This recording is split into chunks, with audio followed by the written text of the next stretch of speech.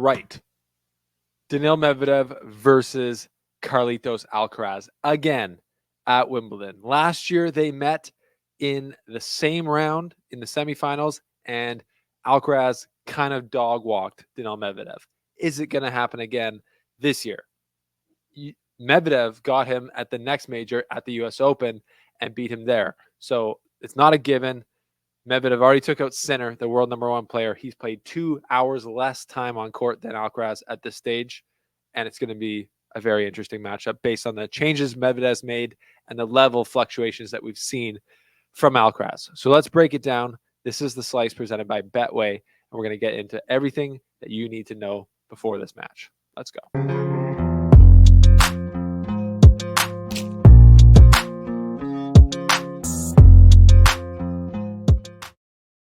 Okay, welcome back to the show, people. We've been putting in the shows. We've been talking, you and me. There's been a lot going on. We already previewed Musetti versus Djokovic, and now we're previewing Alcaraz, Carlitos versus Daniil Medvedev. It's going to be a great matchup. It's really going to be a great matchup because whenever these guys play, it's super just interesting to see the style contrast. Sinner versus Medvedev is two guys who play in a similar, not a similar play style, but they're similar, physical athletes so that they move in similar ways. You saw a totally different style tennis Sinner to Medvedev than you did Alcaraz, Tommy Paul. Both younger guys or shorter guys, more athletic, more, bouncy around the court, and Sinner and Medvedev slogging it out, bigger strokes, longer rallies, and yeah. So there's a little bit more of a style mismatch here between Alcaraz and Medvedev, and it's produced pretty fascinating matches in the past. If you're new here, welcome to the show. I'm Stephen Boughton, the host of The Slice, and I invite you to subscribe and help us get to 20,000 subscribers. We appreciate your support. Okay, what has Daniil done differently since their last encounter at Wimbledon? Well, he's improved. He's gotten. We've talked about, in the recap of Medvedev beating Sinner, we talked about how Medvedev made changes, or he's more likely now comfortable with the changes he's made. So last year, throughout the year, when he was trying to, and even the last year before that, when he's trying to defend off Djokovic and he's trying to play now Sinner and Alcaraz as they get better, he was having to, he was kind of being forced to change his return position a lot, and he would try it and then it wouldn't work. And then now he's been trying it and he'll do it sometimes and not do it other times. And it kind of works both ways. So there's that. He's also getting, the way he can play blitz tennis and play fast down the middle and really hit big and bring it to opponents. I think he has a bit of an extra gear there than he did before. Talking about last Wimbledon, we saw that at the US Open when they played, when Medvedev did beat Alcaraz. But I think the main thing here is like a lot of tennis matchups. If Alcaraz doesn't play good tennis today or tomorrow or whenever they play, if he doesn't play at a high level, he's in a serious danger of losing this match. It's not like Alcaraz is that far ahead of Medvedev where he can just play his B game and still get the win.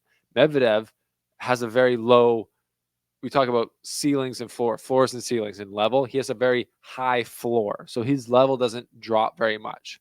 And Alcaraz can fluctuate more. He's definitely got a higher ceiling, I would say, as far as his top level game is better than Daniil Medvedev's game. But to me, it seemed like, and we're going to get into the stats here, at Wimbledon last year, Alcaraz played a really good match and Medvedev didn't play his best.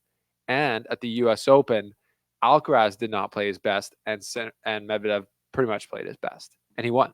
So if that happens again, Alcaraz doesn't play good and Medvedev plays his best, I think Medvedev's going to win this match. But, that could be a pretty, we could just end the video there. Whoever plays better is going to win. Not quite.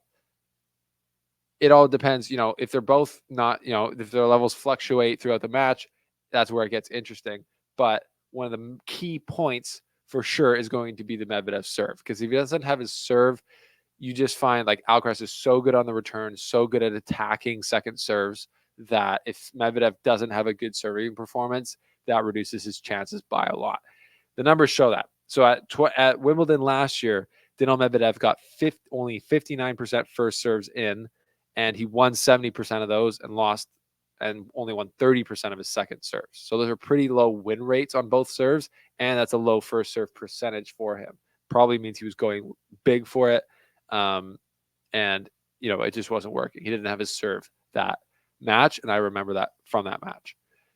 At the 2023 U.S. Open, so just a month and a half later, Daniil Medvedev served 68% first serves in, so 9% higher, and won 82% of those points, 12% higher than at Wimbledon, and won 75% of his second serve points, which is much higher. A lot of those win rates on the points lends itself to Alcaraz maybe not having his best in that match, but I think those stats show how important the Daniil Medvedev serve will be. Now, in this matchup, I continue to think about how great Alcaraz is moving around the grass court and how well he moves on the grass. He's like a soccer player, just incredible mover out there and can throw change-ups at you with confidence. And he was doing that last year. He was coming forward, hitting slice backhand approaches, coming in, taking volleys out of the air. He did that all the way to the final, beat Djokovic and won the tournament. So Alcaraz at his best on the grass, his biggest weapon against Medvedev, I think, is the variety and making Medvedev run and chase down balls. If he can do that confidently, hit his drop shots well, go around the outside of the ball, drag Medvedev off the court, and be in control from the baseline, he's got a better chance. If Medvedev bombs serves, is hitting big and hard from the baseline consistently right down the middle, and he's being able to dictate, and Carlitos is doing more of the defending and the running, Medvedev's going to have a better chance. All these things are basics. Whoever is more aggressive and plays better is probably going to have the better chance to win. But that's what it comes down to. At this high level, it's not like these, this like checklist that Medvedev has to do in order to win. Both these guys have the level to beat each other. They've done it in the last 12 months in majors. Medvedev has had, or Alcaraz has had the lead in the head-to-head in 2023, definitely. He won in Indian Wells, which is definitely a surface that favors Alcaraz in that matchup. He won at Wimbledon. He lost to the U.S. Open. He won at the Tour Finals 6-4, 6-4, and then he won again at Indian Wells, and again on a surface that suits him. So Daniil Medvedev is playing better on grass now. I think he's probably upped his game on this surface since last year. So that's a factor as well. But really, this is just going to be a brawl. Like, who's going to come out and be able to give out the best punches, and how is the other guy going to take them? Is Alcaraz going to have big dips where he lets Medvedev really quickly win sets and run away with the match in certain aspects of it? Or is he going to be able to stay focused the whole time and play at a good level the whole time and keep Medvedev honest? It's still Wimbledon. It's still a fast grass court. If Medvedev has a perfect serving day, it could easily go to tie breaks every single set, and then it's a toss-up. If Alcaraz early, Medvedev can get rattled if he has a poor serving start to the match, and Alcaraz really gets confident, starts, when he's pumping the fist after every single point, he's just hitting winners, ripping around, running around there, dusting things. That's not a good sign. So I don't know if that's much of an analytical preview to the match. It's just like, my main point is that Medvedev doesn't have to do incredible things to beat Alcaraz. I think if he plays at his high level and Alcaraz isn't sharp, it's pretty even. And I think we saw that with Sinner for sure. Sinner he was not physically perfect, and Medvedev took advantage of that. So it's going to be interesting. Prediction, I'm predicting Alcaraz in 4. I got to stick with Alcaraz. He won Wimbledon last year. He beat him here last year, Medvedev last year. And yeah, even though he's been 2 more hours on court, I don't think it's that big of a deal. He seemed very fresh against Tommy Paul. And yeah, I just believe, it's getting to a point where I just back Carlos in these biggest matches. But again, at the U.S. Open last year in the semifinals, Medvedev beat him. So, it's very close. I'm taking Alcaraz in 4 or 5. I already said 4 or 5. If it goes 5, I'm definitely taking Alcaraz. No offense, Medvedev. But yeah, that's a tight match.